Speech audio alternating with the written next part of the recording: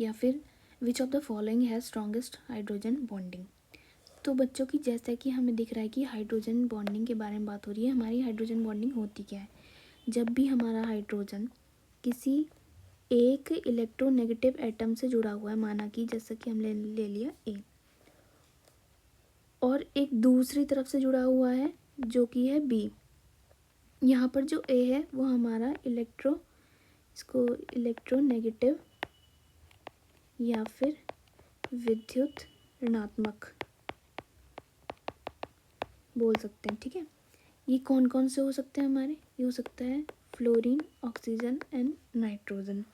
इसके अलावा अगर हम ऑर्गेनिक या कार्बनिक की बात करें तो कार्बन भी हो सकता है और हमारा क्लोरीन भी हो सकता है। तो इनमें से जब भी हमारा हाइड्रोजन इनमें से किसी से जुड़ा हुआ है और साथ में वो हमारा जुड़ा हुआ है किसी एक ऐसे एटम से जो कि है इलेक्ट्रोनेगेटिव है, वो भी इलेक्ट्रोनेगेटिव या फिर विद्युत ऋणात्मक,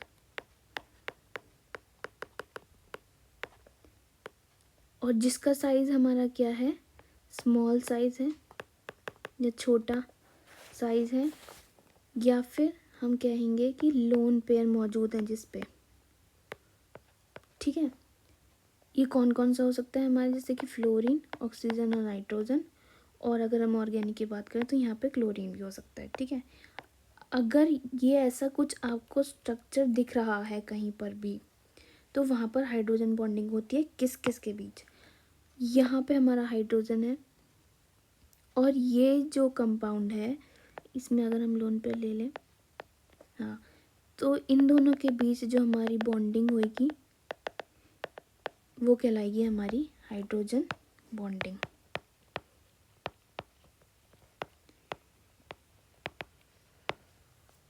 एक चीज़ और बच्चों, यहाँ पर जो इलेक्ट्रोनेगेटिव एटम जुड़ा हुआ है ये होना चाहिए हमारा,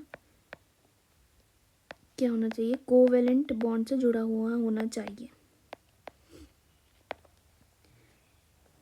अच्छा, जब भी हमें पता है हाइड्रोजन जो होता है उससे पॉजिटिव चार्ज आता है और विद्युत ऋणात्मक या फिर इलेक्ट्रोनेगेटिव है, इस पे आ जाएगा हमारा नेगेटिव चार्ज। तो हमें पता है कि इसकी डायरेक्शन किस तरफ को चली जाती है, हमारे विद्युत ऋणात्मक या फिर इलेक्ट्रोनेगेटिव की तरफ चली जाती है। तो जब भी कभी ऐसा स्ट्रक्चर दिखता है आपको तो इनके बीच आपस में क्या होने लगता है? आकर्षण या अट्रैक्शन होने लगता है, ये बंध टाइप का एक बनने लगता है जिसको क्या कहते हैं? Hydrogen bonding. तो बच्चों ये दो तरीके से होती है, एक होती है इंट्रामॉलिक्यूलर और एक होती है इंटरमॉलिक्यूलर, ठीक है। इंटर मॉलिक्यूलर क्या होगा कि जब हम किसी दो कंपाउंड के बारे में बात कर रहे हैं तो उनके बीच में जब हमारी हाइड्रोजन बॉन्डिंग होगी तो वो हो जाएगी इंटर। और जब इंट्रा की बात आती है तो इंट्रा तब होता है जब एक ही बॉन्ड में मतलब एक ही कंपाउंड में उपस्थित दो एटम या फिर दो समूहों के बीच में या दो ग्रुप के बीच में जो हाइड्रोजन बॉन्डिंग होती है वो हमारी क्या कहलाती है? इंट्रा इन मॉलिक्यूलर। तो अब बात आती है कि इनमें से सबसे ज़्यादा अधिकतम हाइड्रोजन बॉन्डिंग उपस्थित किस में है? तो आप जैसा कि देख पा रहे हैं इस वाले कंपाउंड में, इस कंपाउंड में और इसमें ये सब में इंट्रामॉलिक्यूलर हाइड्रोजन बॉन्डिंग हो रही है। इंट्रामॉलिक्यूलर कैसे हो रही है? क्योंकि इसके साथ हमें कोई दूसरा कंपाउंड दिया हुआ ही नहीं है, ना इसके साथ दिया हुआ, ना इसके साथ, ना इसके साथ। अब यहाँ पर क्या है, आप सबसे पहले देखिए, यहाँ पर हाइड्रोजन दिख रहा है हमें, हाइड्रोजन यहाँ पे भी दिख रहा है। अब इस वाले हाइड्रोजन के साथ हमें कुछ ऐसा होता हुआ नज़र आ रहा है क्या? इस हाइड्रोजन से एक ऑक्सीजन जुड़ा हुआ है जो कि हमारा विद्युत ऋणात्मक या फिर इलेक्ट्रोनेगेटिव। और यहाँ पर जो हमारा जो ग्रुप जुड़ा हुआ है वो हमारा COH। इसमें एक दो ऑक्सीजन है, एक हाइड्रोजन है और एक कार्बन है। इसमें क्या है, यहाँ पर भी दो ऑक्सीजन दिख रहे हैं तो इसका मतलब यहाँ पे पॉसिबल है ना। क्यों पॉसिबल है? क्योंकि यहाँ पे भी विद्युत ऋणात्मक ग्रुप जुड़ा हुआ है जिससे कि ये वाला हाइड्रोजन इससे कुछ कुछ शेयरिंग करके दिखाएगा, वो हमारा क्या कहला जाएगा? Hydrogen bonding. अगर हम इसको क्लियरली देखें तो कुछ इस तरीके से हमारी हाइड्रोजन बॉन्डिंग होगी। यह हमारा ऑक्सीजन जुड़ा हुआ है, यहाँ हाइड्रोजन, यहाँ पे C है, यहाँ पे डबल बॉन्ड O है, यहाँ O है और यहाँ H है। तो हमने जैसा कि ऊपर देखा था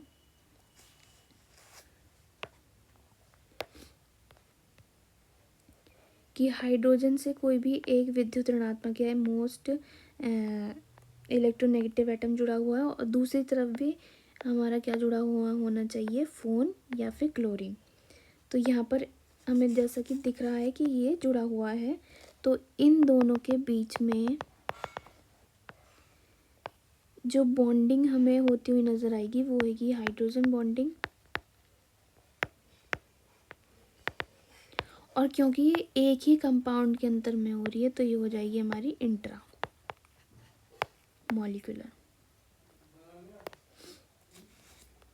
अब नेक्स्ट वाला हमारा क्या कंपाउंड था बच्चों? एक चीज़ और होती है, देखिए यहाँ पर ये बिल्कुल एडजेसेंट वाले कार्बन से जुड़े हुए थे, तो ये बात आप याद रखिएगा, जब भी बराबर वाला, हमेशा हाइड्रोजन बॉन्डिंग वहीं पर होगी जहाँ पे बराबर बराबर में हमें ये देखने को मिलेगा, ये वाली सीरीज लगभग।